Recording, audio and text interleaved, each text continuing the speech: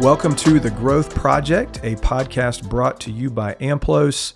Dr. Drew Brannon here today. Happy to be joined by Dr. Gabriela Caviedes. I think I did that right. You got it. Yes. Okay. And Gabby, this is your back-to-back weeks right out of the gates here. How's that feel to be jumping on The Growth Project back-to-back weeks? It's exciting. It's not something I ever initially saw myself really getting into, but I'm loving it so far. The world of podcasting and just getting the chance to talk about all these topics with a wide audience. That's exactly right. Yeah. Well, we're super glad that you're back, and we're going to kind of jump into a topic that I'm excited to talk about today. And just as we kind of get into it, just for our listeners to have the benefit of it, today's topic is one of the things that Gabby was heavily focused on in her dissertation research, correct? Correct, yes. Which, if you're not familiar with kind of how this whole PhD thing works, that is like the massively challenging hurdle we all have to get over along the way. But we're always happy on the other side of it. And I think better because of it. Would you agree with that? Absolutely agree with it. I will say, when I started grad school and even my master's, research was not ever something that I really knew what all went into it. The writing side and the literature reviews, the write-up of your results and discussion. So it's a grueling process, but one that I'm thankful for. Agreed. Mine was quite a while ago when I did mine, but I would agree with everything you just said. Okay, so as we jump into it, here's what we're talking about today is the concept of mental rest. Yeah. And specifically, we're going to be touching on the different types of how different types of demands impact mental rest and well-being. And, Gabby, before I toss it to you to share a little bit about the framework of that, I just want to mention this. Although a lot of the data that we're going to be referring to was the data you collected at Florida State and amongst other college athletes and everything, there's just so much crossover here because although student athletes are certainly challenged with a high level of demands, they're in a very competitive arena, so on and so forth, the same would be true for those working professionals. Many people listen to our podcast. You face high demands. You are in a heavily competitive arena. Absolutely. And so as we get into these concepts and talking about mental rest and well-being, I think it's a fantastic one for our listeners because regardless of your industry, regardless of where you are in your career development, this conversation has application to you. Absolutely. Yeah. And on that topic, a lot of what got me interested into this area of research was actually the work that was done out there when it came to organizations and employee well-being and helping just increase productivity in the workforce. So it's very applicable. Awesome. Okay. All right. Now, why don't we start here? Can you share a little bit about, give us we're talking about the way demands impact mental rest and well-being. Mm-hmm. Give us the 30,000 foot view in the terms of here's what you decided to study. Here's why. Give us just a little bit of background in terms of kind of how you decided to go this path.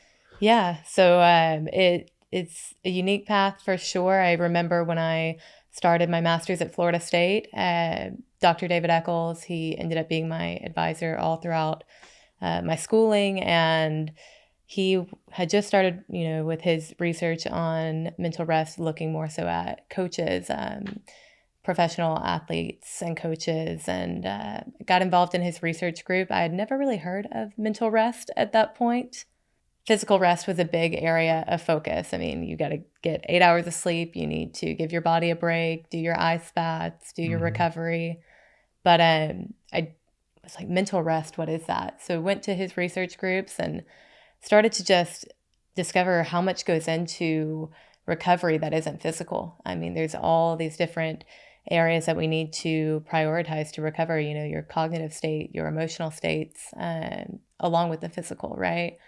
So that kind of just started me on the pathway and decided to do my thesis on the topic of mental rest and understanding, how it's actually related to well-being and depression in college athletes, and then just continued on that pathway all the way through. And good mentorship too, it sounds like, yes. Which is an important thing. Absolutely. Okay, so just to recalibrate us, we're focused on this interaction between how demands impact mental well-being and rest. So Gabby, frame this up for us, please. Yeah. When we get into that category of demands, and my understanding of that would be the things that come at us in life that pressure test us, that challenge us, that push us.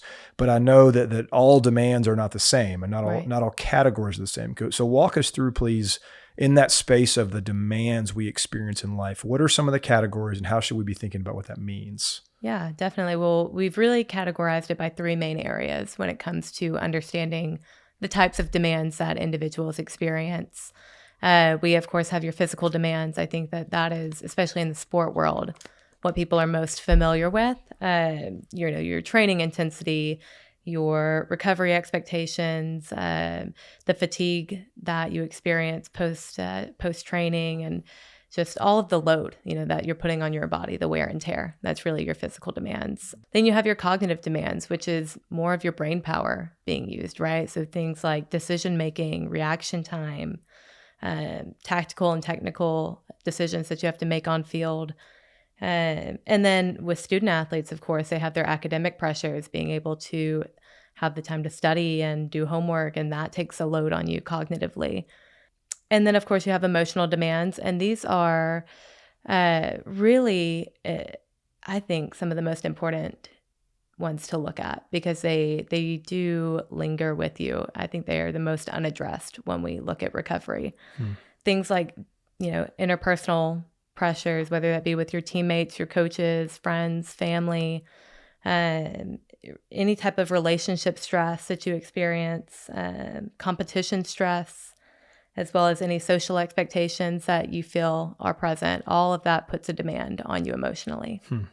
Okay, so that's a really good framework for us with those categories. Let's hit the rewind button. I want to go back, and I want to kind of go through each of these demands and expand on them a little bit.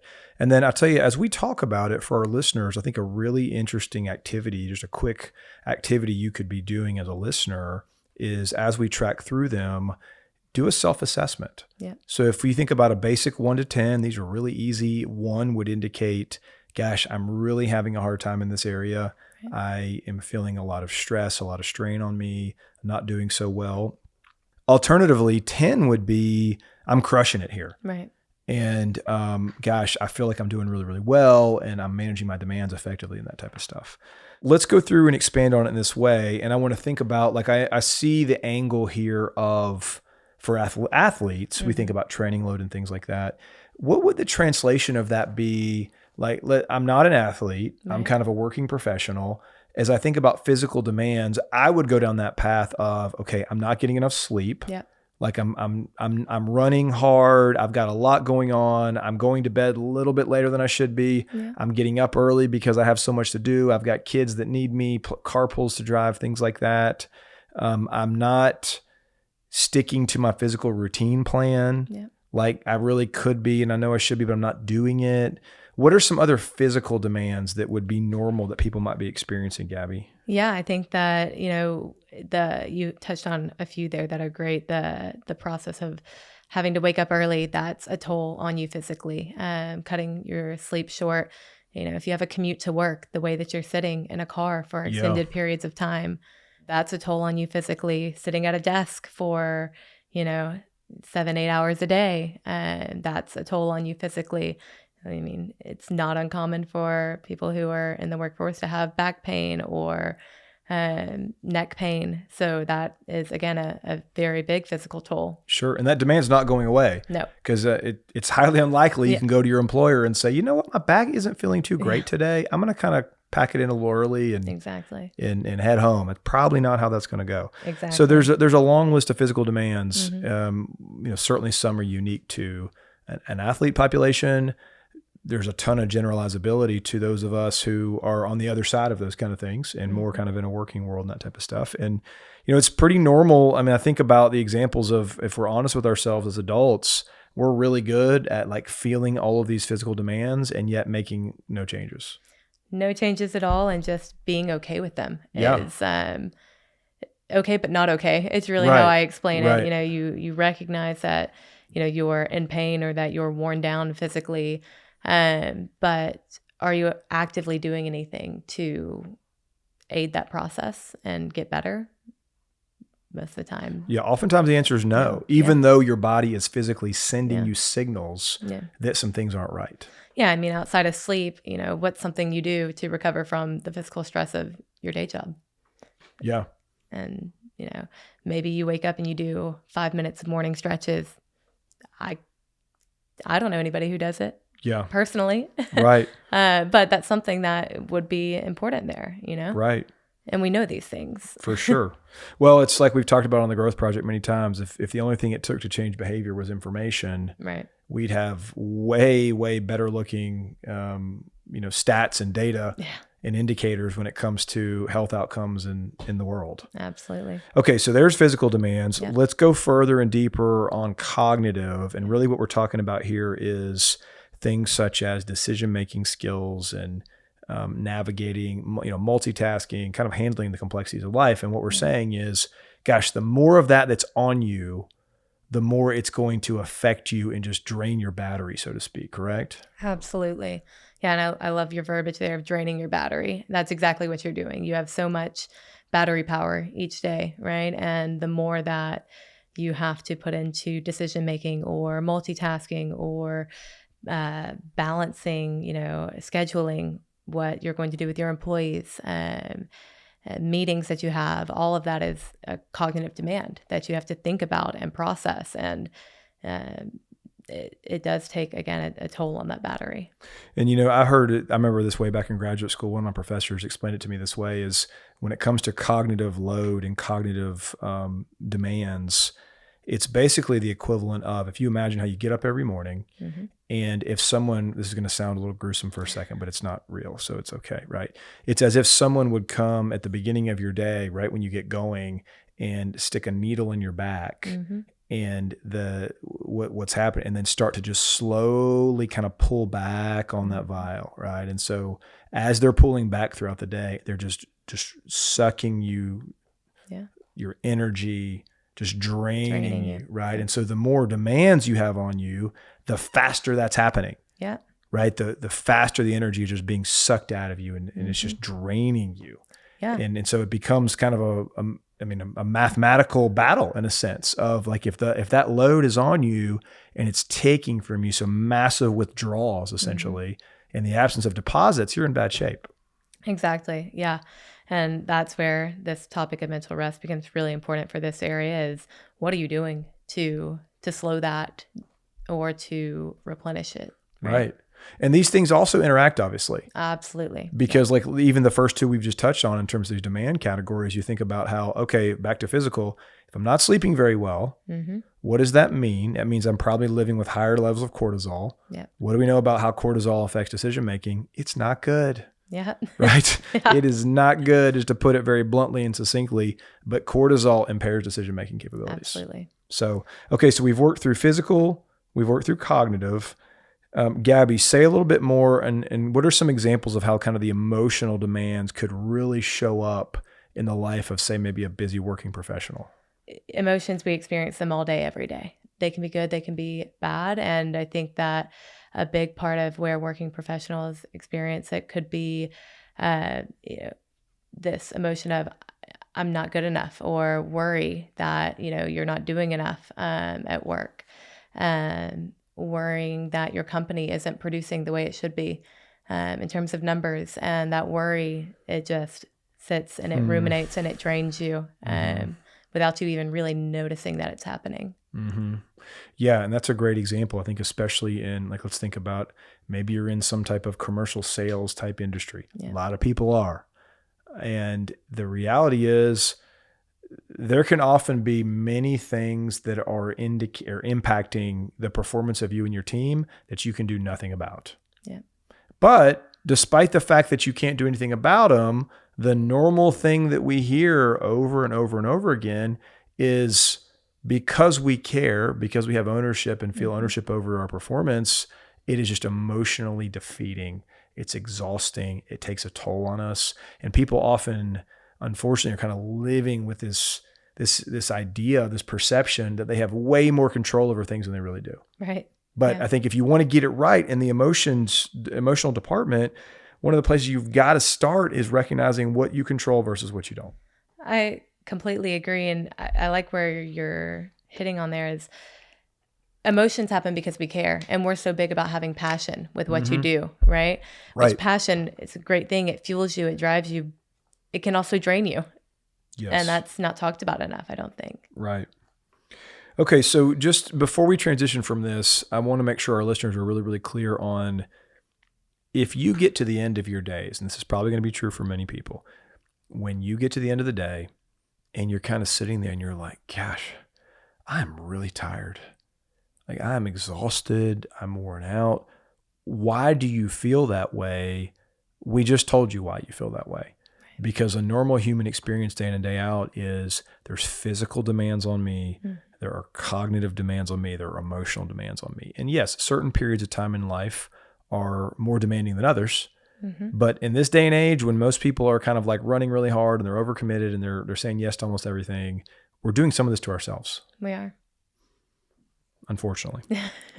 Okay, so we've clarified, Gabby, what demands are and how they fit into categories. Let's now get into touching on this whole concept, because I got a feeling our listeners, they've heard, okay, mental rest. What in the world is that? Right. So we're going to spend some time now clarifying what mental rest is. And then, just to get everybody excited, we're actually going to eventually be dedicating a follow-up episode. So episode 2 of this series is going to focus on a lot of application of how you put this into play. But let's first discuss, what is mental rest? Yeah. So it's the active side of rest that is not physical in nature. So, I always think about it like this umbrella approach where you have recovery. That's your big umbrella, right? Yeah, right. That breaks down into physical and mental rest. And, we can probably quite easily think of things that we associate with physical rest, right? We already touched on that a little bit, but sleeping, ice baths, massages, just giving your body a break. Here's your cold plunge people. We know you're out there. Yeah. Cold plunges, saunas. We know the cold plungers out there are thinking like, hey, this is what I do. Exactly. Yeah. Okay. And, it's gained a lot of traction, that side of rest. Yeah. A ton. We're always finding ways to help the body recover. But mental rest is, what are we doing to help the mind recover? Okay. What are we doing to help your brain recover? And that's really this idea of mental rest. So before we get into that too deeply, you know the data way better than I do. I would imagine that the most devoted cold plunger who isn't engaging in adequate mental rest is getting much less of a benefit from all that plunging than he or she would otherwise. Absolutely. Because, think about it. I mean, you're putting your body into a state of shock when you go into a cold plunge, an ice bath, right? And if you're already mentally drained and you don't have the cognitive ability to process at the right rate, then you're actually stressing your system out more. Your stress response system is actually being elevated. So you're not getting as much benefit as you probably think you are. So, hey, those leading cold plunge manufacturers are not telling you this. Okay, they're not sharing this data with you. So, hey, you gotta tackle both. Happy for you and your cold plunges out there in the backyard, or that you're really, really proud of. We're happy for you, but don't miss this. Yeah, exactly. Okay, so that's physical rest. We're clear on that. What exactly do we mean when we say mental rest? Let's go deeper on that. Yeah. So this is where the research has been booming over the last few years, and where my research really positioned itself in is, what are the experiences that we can engage in to make sure that we are resting mentally? And there's really 4 key experiences that we found to be important. Detaching, relaxing, this idea of having control, and then experiencing variety. And we can go into each of those a little bit further if you'd like. Yeah. Okay, so the first one you said is detachment. Yes. Okay, talk about that. Detachment means what? Completely removing yourself from anything work or sport related, not thinking about it, not seeing it. And this is something that's probably one of the hardest to do. Because, I mean, if you think about our phones, right? Yep. I know I have my work email on my phone. I have my work group chats on my phone. And just because I'm not at work doesn't mean I'm not thinking about those things. Right. I'm not still checking those things. So detaching is this idea of setting aside time to force yourself to detach, to force yourself not to think about work or the demands associated with work. Mm-hmm. Yeah. And gosh, we could go, this is a whole nother episode opportunity here. I think when you, just the one example of trying to create some margin and space from your phone. Absolutely. Because the data on that is fascinating and yet sad at the same time of how people will have like literal kind of withdrawal symptoms if you separate them from their phones. Yeah. Which, you know, we've said this before on the Growth Project, the engineers of these, not just the phones, but the technology on the phones and the apps, they are not foolish. No. So all of these things have been engineered in a very specific way to create that, unfortunately. But as you're saying, Gabby, detaching from something is fundamental these days as a cell phone is critical. Yeah. And, you know, one thing that has been a big part of my work is with my athletes, it's, you know, maybe they'll say, okay, well, I do detach. I, you know, get off of, you know, looking at my sport group chats and I just go on TikTok and I scroll. I ask them, okay, what does your feed look like? And like a tennis player, for example, he's like, well, my feed is, you know, pro athletes and seeing recaps of games. I'm like, you're not detaching. Even though it's not you playing your sport, you're still seeing your sport. So it's harder than we think to actually engage in these experiences. But that's why it's, I think, so important to know what they are and learn how to implement them in your routines. Yep. Yeah, and let me go. I'm going to get on a little bit of a angle on this for just a second. That's okay. With specifically with the phone, because having worked for many years now with a lot of folks who, as professionals, this is hard. Yeah. And there's different types of hard because I want to be respectful of, there are those industries, there's plenty of them, where you function in some type of like acute health, acute medical type way, where you really got to have that phone around. We understand that. We still always want to push and challenge those people to find creative ways to even get small breaks, which I think would probably align with your research. It does. You know, even if it's like, hey, like I know I'm needed at any given time, but I'm going to at least get an hour right here. And someone else on my team is going to kind of cover for me effectively in some way that we've set up with everyone. So we're on the same page. You know, that applies to the minority of people. And so like, that is in fact the case. So like, I'm now speaking to most of the people. I want to share an experience. So one of the coolest things I've done with both of my daughters is had an opportunity over the summers. This was a couple of years ago now, 2 different times with them, to go on a father-daughter. It's called JH Ranch out in California. Some people listening are familiar with it, but it's basically a father-daughter week out in the woods in rural California to do some really amazing stuff.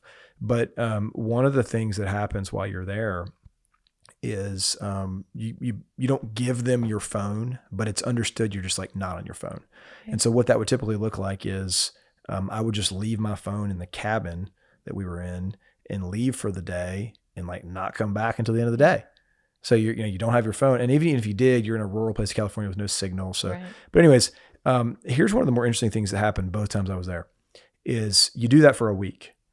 And then at the end of the week, of course, on the one thing, like everybody feels like really great because we had a bunch of mental rest from it. But here's the other thing that happens is both years I was there, it was like verbatim on the last day, when we were talking about just kind of like some of our reflections on the week and stuff, at least one person on all the group of fathers that were there talked about how, and I was like, it took a lot of humility on a person's part to say this, but he was basically like, look, when this week started, I didn't think there was any way I could be without my phone for the whole week, because I didn't think like depending on what his business was like back at the ranch, I didn't think they could do it without me.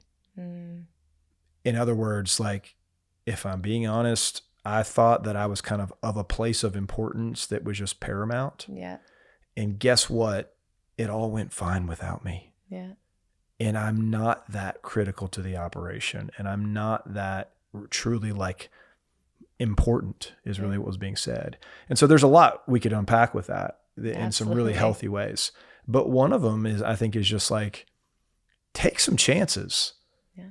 in this category of like creating detachment from your phone. I think most of the time you're going to find out that it was okay. Yeah. That like nothing burned down in your absence when you were getting detached a little bit from that phone.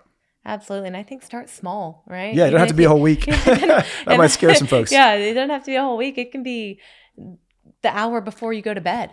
That'd be a great Don't start. look at your phone. I mean, there's so much research on that alone, is Yes. the blue light and how Yes, that all affects that. your sleep. So, I mean, start small.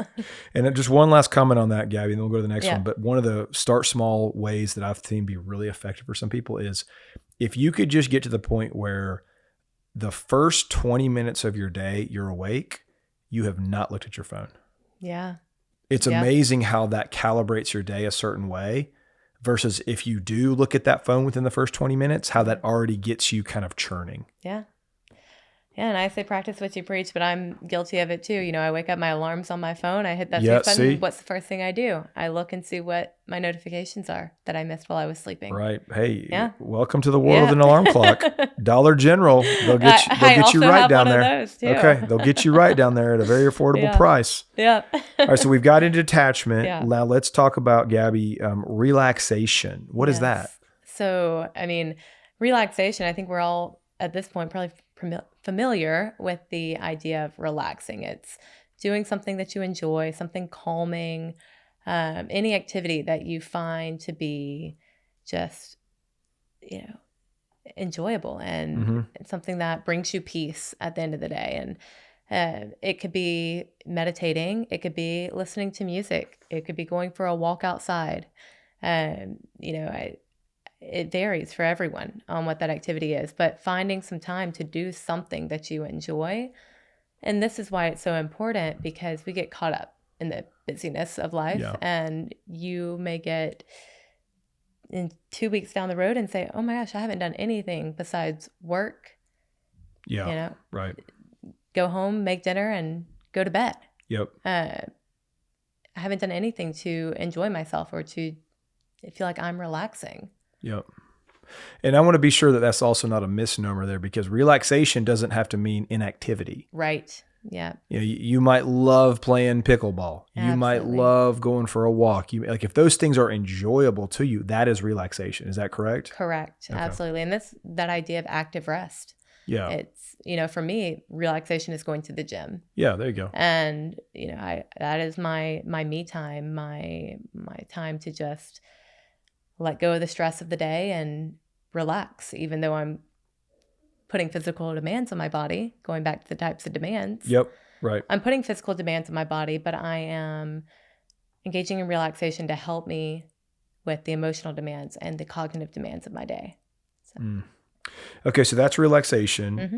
Let's talk about control, which, heck, we just said a while ago that we don't have as much control as maybe we'd ideally would have. Mm-hmm. So how should we think about what control means? So control in this sense is feeling like you have any degree of decision over your day-to-day, from deciding what you're going to eat that day, or deciding what time you're going to have meetings at, or with my athletes, it was their practice schedule times and their school schedule times. Those are things you don't have control over. So then let's say, maybe you have 5 minutes in between, class A and class B. And you're like, what do I want to do in this time? And choosing to take control of that 5 minutes. Maybe it's watching a YouTube video. Maybe it's calling your friend and talking to them. But those little moments where you can regain a sense of control throughout your day. And some days you might have very little of that. Very little, most of the time. Yeah. Oftentimes your day is going to be boom, boom, boom, boom, back to back. one thing after the next, which, because that's true for many people, I would think that then means you want to be really thoughtful about kind of the pre and post. Yeah. Like, what are you doing before your day has really started in kind of like a professional sense or whatever that might be? And then what are you doing afterwards? Absolutely. I'm a big proponent of morning routines and night routines. Yes. Same. I've mentioned it, I think previously last week, is I'm very type A. I like my morning routines and I like my nighttime routines before bed. And I had to do some, reflection on why are those so meaningful to me. Why am I not willing to really sacrifice that time or, budge much when it comes to those, 5-10 minutes? And it's because it really does help me just feel that sense of control. It makes me feel like, okay, I'm good. I'm ready to go for the day, or I'm able to relax before bed now because I've done those things. And you can see, let me make a point here. You can see this application pretty clearly. And it's interesting of what did we say earlier while talking about the demand is cognitive demand is essentially like your brain firing and really being needed. Well, how does routine help create rest? Routine is when your brain is more automatic. Absolutely. Where it's then able to, it's done it so many times, has pattern recognition. It's less cognitively demanding. So there's the counterbalance right then and there of like, oh, my brain is I'm able to execute these series of behaviors because they're routine oriented for me. And I'm not having to allocate a bunch of cognitive resources to it to accomplish it. Exactly. Yeah. Minimizing cognitive load. Right.